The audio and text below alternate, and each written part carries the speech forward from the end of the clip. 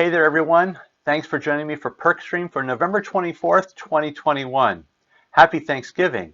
And oh, by the way, Elijah had one more thing to hear from God.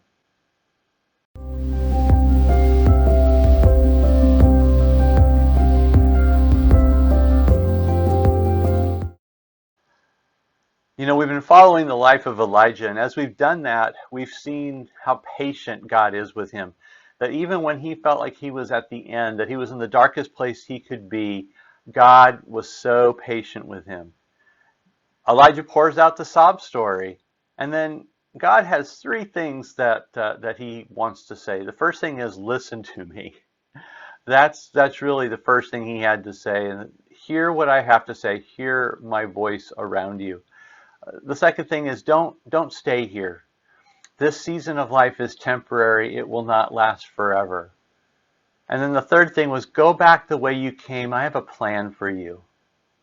I think it's important because if we begin to take that into our life, maybe we're in a dark place and we need to hear those words because we don't think we're going to get out. But the good news is that you will get out. You will get out. Hope is on the way. Maybe you're not in that time of life, but sometime you may be, and this will be the thing you want to lean back on. That no matter what happens, God is for you, and He wants to work in you and through you, even in the darkest time of your life. So, there's one more thing that Elijah needed to know, and I think it's something that we need to know as well. We are never alone. So, you might recall that I told a story about being at Subway Cave in Lassen National Park, and then we walked through Subway Cave. It gets really dark. This lava tube basically blacks out all the light, so even about 500 feet in, you can no longer see anything. And we walked through the whole half mile with just our flashlights, but then we went back through, believe it or not. We went back through and we didn't use any light at all, and we walked the full length of the cave without light. Now, that's a really creepy, scary thing, to be so disoriented and not able to see. It's like, am I still really going straight? But here was the thing. Even in the midst of that cave, we could still talk to each other. We heard each other's voices.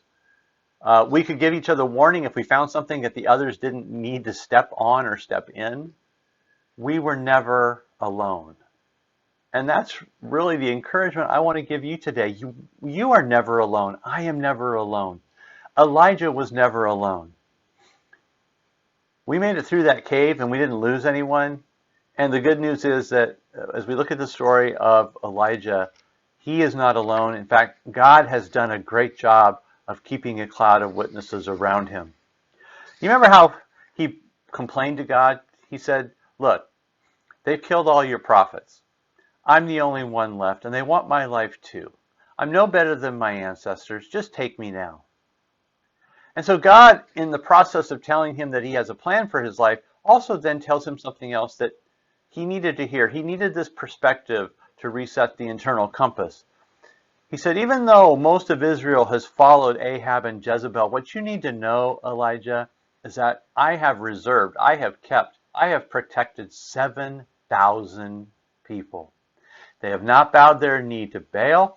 They have not kissed him. Now, that doesn't mean life was easy for those 7,000 people. They probably felt a lot of pressure to give in and to basically try to mix Yahweh with Baal. They probably had that pressure, but know this, that God had reserved them, and he kept them in his protection. And not only that, Obadiah had kept 100 of the Lord's prophets alive in the middle of the drought. I have every good reason to believe that they survived even what happened after that. So Elijah was never alone. He was never the one only. He was never just the one.